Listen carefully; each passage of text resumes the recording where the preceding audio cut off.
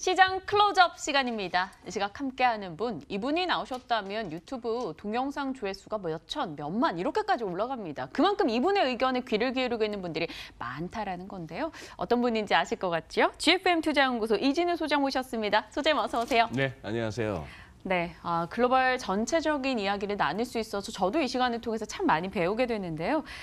미국 증시 얘기 해보죠. 일단 뭐 하루 지나면 또 기술주가 급락했다. 하루가 지나면 또 유가가 급락했다. 네. 뭐 이런 이슈가 계속해서 전달이 되고 있습니다.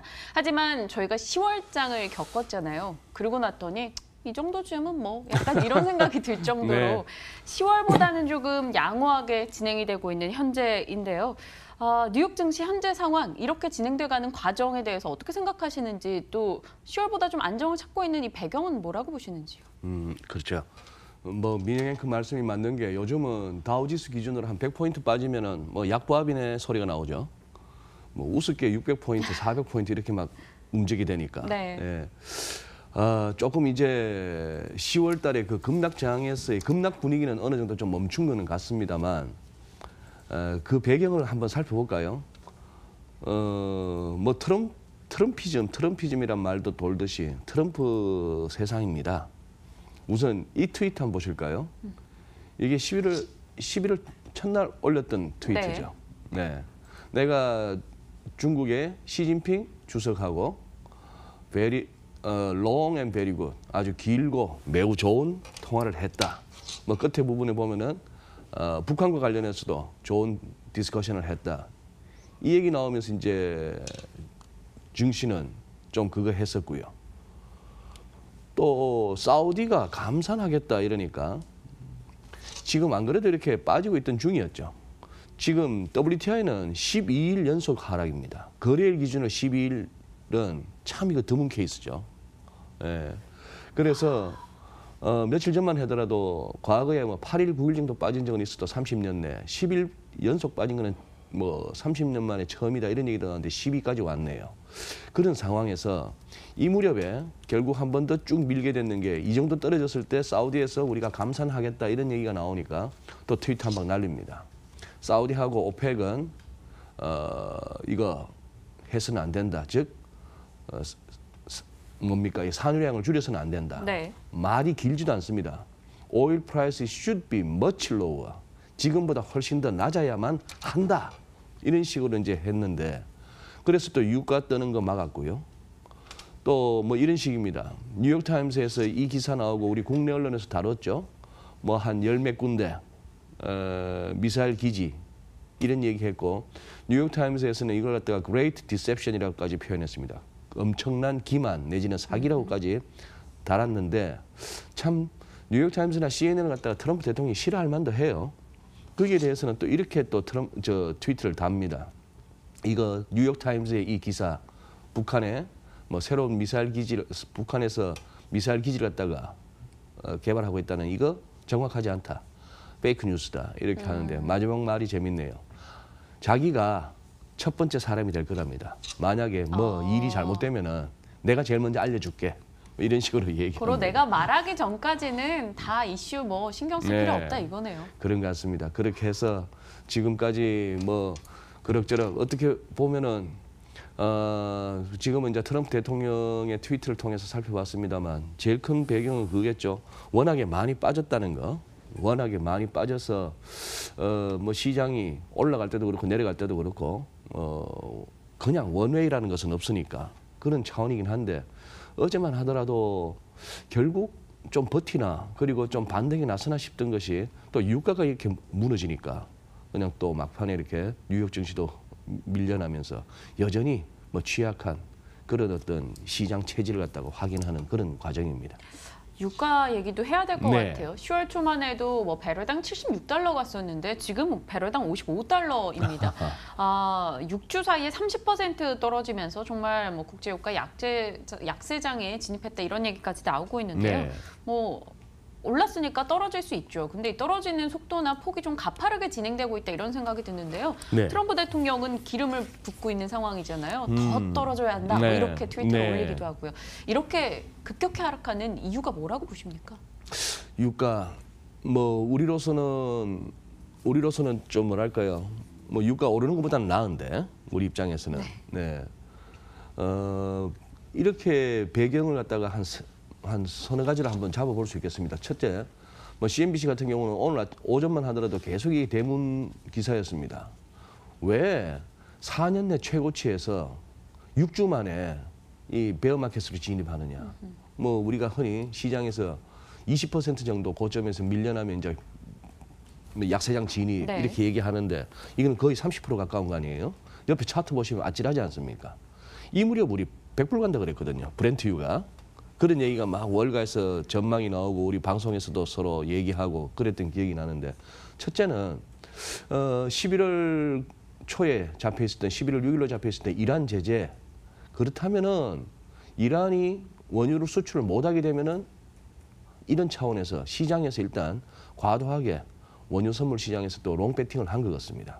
근데 그때 미국에서 나왔던 게 8개국을 그 예외 인정을 해버렸잖아요. 그 8개국이 전부 중국, 인도, 한국, 뭐 터키 할 것 없이 이란으로부터 석유를 갖다가 제일 많이 수입하는 나라들을 예외국으로 인정하니까 뭐 당연히 그렇다면 이 이란 제재 보고 기대서 유가 오를 거야라고 배팅했던 세력들은 그냥 털어야 되는 상황이었고요. 그다음에 이제 이 부분입니다. 오펙하고 국제에너지기구죠 IEA 원유 수요가 좀 그거 할 것이다 이런 얘기입니다. 좀 내년에 이 얘기는 결국 경기 문제로 귀결되는데 내년에 과연 그렇게 뭐 경기가 좋지가 않아서 원유에 대한 수요가 좀 줄지 않겠느냐 하는 이런 얘기였죠. 그 다음에 이제 주가 급락했던 것도 크고요. 10월 달에. 아까 차트에서도 보셨다시피 네. 10월 달 그냥 주르륵 밀렸고 특히 이제 11월 이란 제재 무렵에서는 거의 뭐 급락의 양상을 보이면서 그렇게 왔는데 주가가 떨어지면서 전반적인 어떤 위험자산 회피 심리가 시장에 있었고요. 그리고 또 그 기간에 또 달러가 강했죠.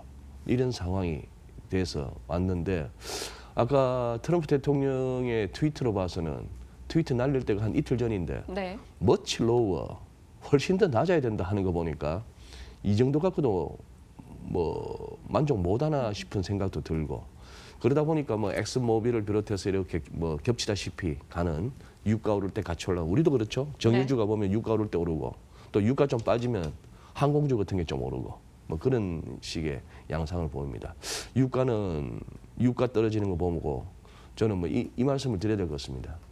뭐 믿을 데도 없고 월가에 난다 긴다는 무슨 뭐 쟁쟁한 아이비들이 제시하는 전망 곧 100불 가요. 그거 믿었다가 이번에 다 죽었겠네요. 예, 그런 상황.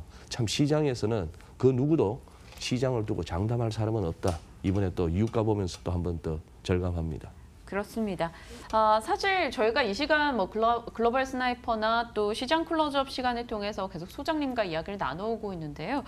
그동안 증시 약세장을 좀 지속적으로 경고해 주셨지 네. 않습니까? 그런데 저는 언제쯤 소장님께서 여러분 지금 사세요. 이제 사야 합니다. 이런 얘기를 해주실지 사실 궁금하거든요. 지금은 뭐 살 시기가 전혀 아니라고 지금도 생각하시는 거세요? 아직은 좀 자신이 없습니다. 예, 만약에 지금 이렇게 뭐 우리 증시를 비롯해서 세계 증시가 돈다 하더라도 그 이제 돌만한 그게 재료가 없잖아 있어요. 첫째는 미국하고 중국하고 무역 전쟁 관련해서 대화를 재개했다 하는 이런 소식이 들려오지 않습니까? 네.